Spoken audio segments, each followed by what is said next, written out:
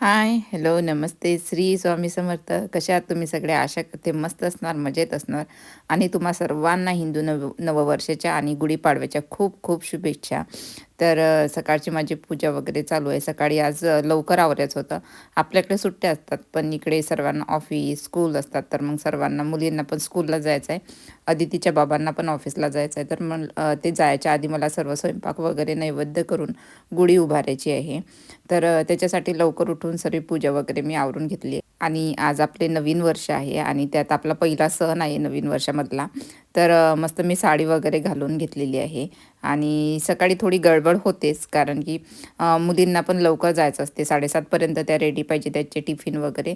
तर माझी सकाळची धावपळ चालू होती. तर म्हटलं सर्वात आधी आज पूजा करून घ्यावी आणि नंतर मग बाकीचे कामं आहे ते करून घेऊ. तर आज गुढीपाडवा आहे, त्याच्यासाठी मस्त श्रीखंड पुरीचा बेत मी करणार आहे. दही लावून असा चाका मी लावलेला होता. याला आमच्याकडे चाका म्हणतात. तुमच्याकडे कोणाकोणाकडे काय वेगवेगळे शब्द वापरतात. तर आमच्याकडे याला चाका म्हणतात. तर जशी माझी मम्मी टांगून ठेवायची. आम्हाला अजून पण आठवते, माझी मम्मीनं असा आमचा माठ होता पाण्याचा आणि त्या माठाच्या बाजूला अशी टांगून ठेवायची आणि पाणी रात्रभर त्याचं निघून जायचं. तसंच मी पण रात्री झोपायच्या आधी दही टांगून ठेवलेलं होतं आणि पूजा करायच्या आधी बटाटे लावून घेतले होते भाजीसाठी. तर पूजा होईपर्यंत माझे बटाटे झालेले होते आणि दही मी जे टांगलेलं होता चाका तो काढून ठेवला. तर इथं बटाट्याची सिंपल चटणी बनवणार आहे. तेल तापल्यानंतर त्यामध्ये जिरं, मोहरी, थोडेसे कढीपत्ता, हिरवी मिरची टाकलेली आणि उकळलेले बटाटे असे चुरून घेतलेले. तर चटणी बनवणार आहे मी आणि त्याच्यानंतर चवीपुरतं मीठ टाकून थोडीशी कोथिंबीर छान अशी टाकायची आणि त्याच्यानंतर मस्त मिक्स करून घ्यायची. एक वाफ येऊ द्यायची. तर इथं बटाट्याची चटणी आपली तयार आहे. तर गुढीसाठी मी हार बनवणार आहे आपल्या साखरेचा. तर इकडे जर्मनीमध्ये तर मिळत नाही. त्याच्यासाठी मग आता मी इकडे पाक करून बनवायला ठेवते आणि बाजूला बाकीची जी काम आहे ती करत राहते. तर इथं बघा किती मस्त आपलं दह्यातलं सर्व पाणी निघून गेलेलं आहे आणि चाका मस्त झालेला आहे. तर इथं मी आपली पिठी साखर टाकणार आहे. त्याच्यानंतर थोडीशी वेलची, 4-5 वेलची घेतलेली आहे, त्या कुटून घेतलेल्या आहे. केसर आणि दूध मिक्स करून ठेवलेलं होतं, ते पण टाकून घेतलेलं आणि छान आपल्याला हे फेटून घ्यायचं, जेणेकरून त्यामध्ये गाठ वगैरे काही राहायला नको. तुम्ही हे मिक्सरला पण मिक्सरला पण लावून घेऊ शकता. पण आता माझं जास्त नसल्यामुळे मी काय करते, हाताने छान मस्त असं फेटून घेते आणि फेटल्यानंतर याचा थोडा कलर चेंज होता आणि तुम्हाला जर वाटत असेल की आपलं जो चाका आहे तो घट्ट झाला, तर तुम्ही यामध्ये थोडंसं वरून दूध पण टाकू शकता. आपल्याकडे तर भारतामध्ये इझी तुम्हाला श्रीखंड कोण्या पण शॉपमध्ये मिळून जाते, पण इथं असं मिळत नाही. दही असं घरी लावूनच बनवावं लागतं, जर पारंपरिक बनवायचं असेल. नाहीतर मग जुगाडवालं इथं पण दही आणि फक्त दही भेटते एकदम वेगवेगळ्या फ्लेवरचं आणि त्यामध्ये साखर टाकून तुम्ही करू शकता. त्याचबरोबर कढी बनवणार आहे. थोडे शेंगदाणे घेतले, कढीपत्ता, हिरवी मिरची, 2 लवंगा घेतलेल्या आहे. तर सोनाली ताईची रिक्वेस्ट होती की ताई कढीची रेसिपी पुन्हा एकदा परत दाखव आणि 2 ते 2.5 चम्मच मी बेसन पीठ घेतलं. तरी आज सोनाली ताईसाठी परत एकदा मी कढीची रेसिपी शेअर करत आहे. तर काल दही मी लावून घेतलं आपल्या श्रीखंडसाठी. अर्ध दही बाकी होतं, त्याची कढी बनवणार आहे. थोडंसं विरजण काढून घेतलेलं आहे आणि दही असल्यामुळे छान असं मस्त फेटून घेतलेलं आहे मी आणि थोडं पाणी टाकून घेत आहे आणि जसं तुमचं दही आहे त्यानुसार तुम्ही पाणी टाकू शकता. आंबट दही जर असेल तर जास्त पाणी त्यामध्ये टाकून घ्या, जेणेकरून आपली कढी जास्त आंबट बनणार नाही. आणि जर पाणी जास्त टाकत असाल तुम्ही कढीमध्ये, तर मग बेसन पीठ तुम्हाला थोडं वाढवून घ्यावं लागेल.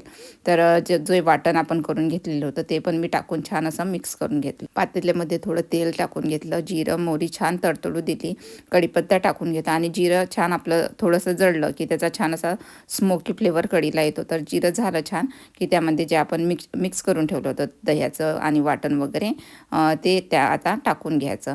तुमचं ताक दही कसं आहे, म्हणजे जास्त पाणी आधी टाकलेलं आहे का, त्यानुसार तुम्ही पाणी त्यामध्ये बघा आणि त्यानुसार मग नंतर पाणी टाका. आज मला पुरी बनवायची होती, म्हणून मी जी कढी आहे ती थोडी दाटसर ठेवणार आहे. जर चपाती भाकरीबरोबर बनवायची असेल तर थोडी पातळ केली तरी चालते. जशी तुम्हाला आवडते तसं तुम्ही त्यामध्ये पाणी टाकून घ्यायचं. आपण जेव्हा पाणी टाकून घेतो तेव्हा आपल्याला असं वाटते कढी पातळ आहे, पण जशी जशी कढी शिजत जाते ना, तशी तशी ती थोडीशी दाटसर होत जाते. तर पाणी तुमच्या हिशोबाने टाका. तर इथं जे मला हार बनवायचं आहे, तर त्याच्यासाठी मी आपल्या अप्पे पात्र्याला थोडंसं तूप लावून घेतलेलं आहे आणि जो पाक आहे तो त्यामध्ये टाकून घेते आणि माझं बाकीचे पुऱ्या वगैरे स्वयंपाक होईपर्यंत आपली तो हार पण तयार होतो. तर इथं मी आता सर्व पुऱ्या करून घेते. लगभग 7, 7:15 वाजले असणार आता आणि मुली पण उठलेल्या आहेत, त्यांचे चालू होते आंघोळ वगैरे करायची तयारी.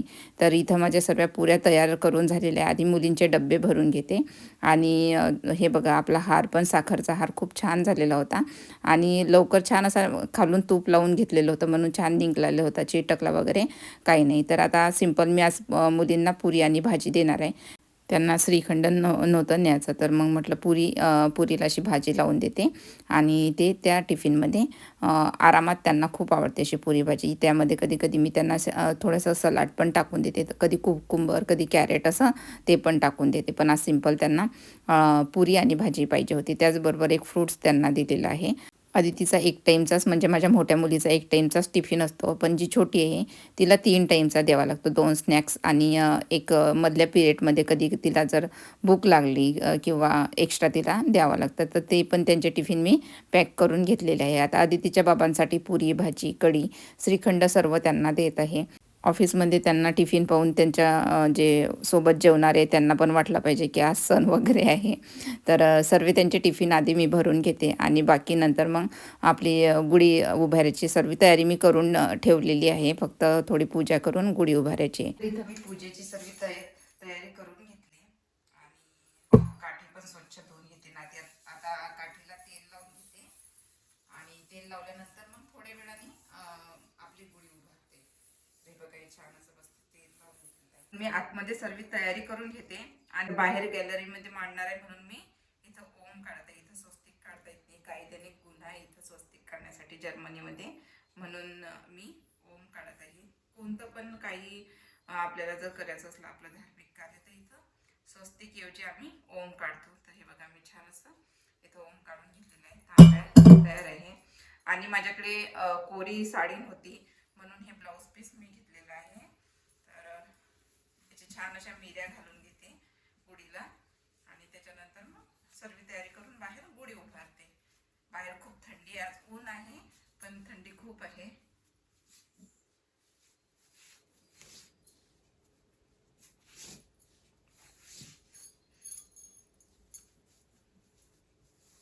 मिऱ्या करून घेतल्या 4-5 आणि ही आपली काठी आहे.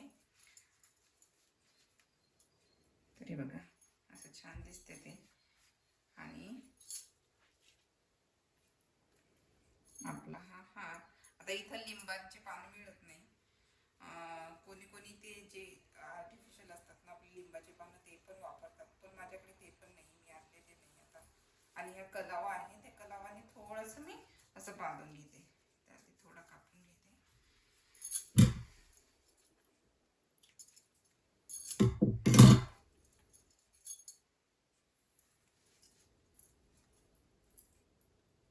बांधून घेतलेलं आहे आणि त्याच्यानंतर तांब्या.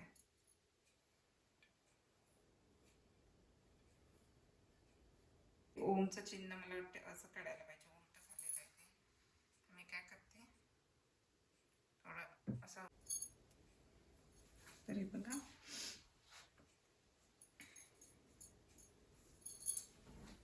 सर्व तयारी मी आतमध्ये घरात करून घेतली. आता गॅलरीमध्ये एक छोटासा चौरंग मांडून घेतला, त्याच्यावरती पूजेचा रुमाल अंथरून घेतला, थोडेसे तांदूळ टाकून घेतले गणपती बाप्पासाठी आणि थोडेसे आपल्या गुढी उभारण्यासाठी. तर गणपती बाप्पासाठी मी आज सुपारीच घेणार आहे. गणपती बाप्पा आणले नाही, सुपारी स्वरूपात आपले गणपती बाप्पाची प्रथम पूजा करणार आहे. तर तांदूळावरती हळद कुंकू लावून घेतलेले आहे. तांदूळ तसे ठेवायचे नाही पांढरे, म्हणून थोडे हळद कुंकू त्यामध्ये टाकून घेते. तर सुपारी घेतलेली आहे. सुपारी म्हणजे आपल्या गणपती बाप्पाची तिथं मांडणी केलेली आहे. हळद कुंकू फूल वाहून घेतलेलं आहे.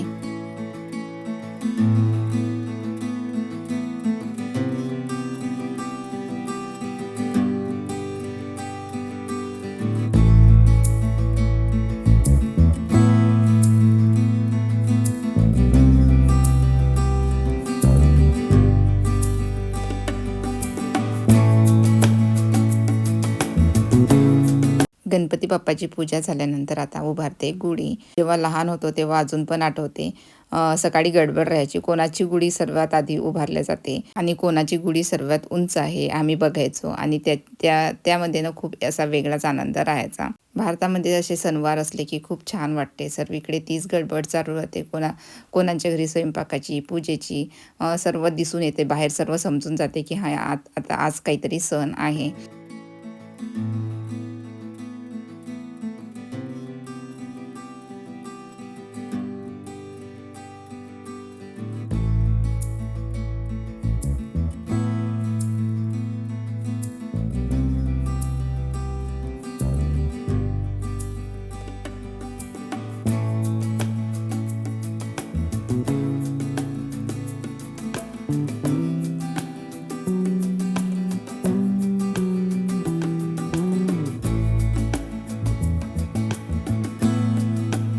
गुढीला हळद, कुंकू, फुलं वाहून घेतले. नंतर गणपती बाप्पाला मी खडीसाखरचा नैवेद्य दाखवला. त्याच्यानंतर पाणी फिरवून घेतलं आणि आरती करून नमस्कार केला.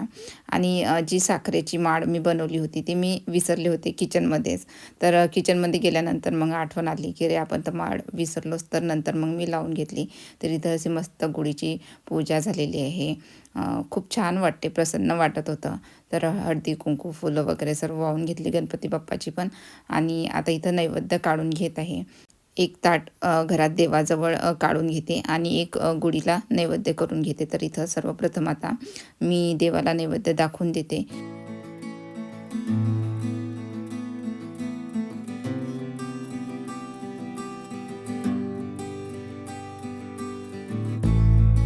आणि त्यानंतर मी गुढीला नैवेद्य दाखवून देते. तर आजचा व्हिडिओ इथंच थांबवते. आशा करते आजचा व्हिडिओ तुम्हाला आवडलाच असणार. तर मी जर्मनीमध्ये जे जे मला मिळालं त्यामध्ये मी आपल्या नववर्षाचा पहिला सण म्हणजेच गुढीपाडवा साजरा केला. आणि परत एकदा तुम्हा सर्वांना नवीन वर्षाच्या खूप खूप शुभेच्छा. आशा करते की आजचा व्हिडिओ तुम्हाला आवडलाच असणार. व्हिडिओ आवडल्यास व्हिडिओला लाईक करायला विसरू नका. चला मग परत भेटूया अशाच एका नवीन व्हिडिओसोबत. तोपर्यंत स्वतःची काळजी घ्या. मस्त राहा. Bye bye.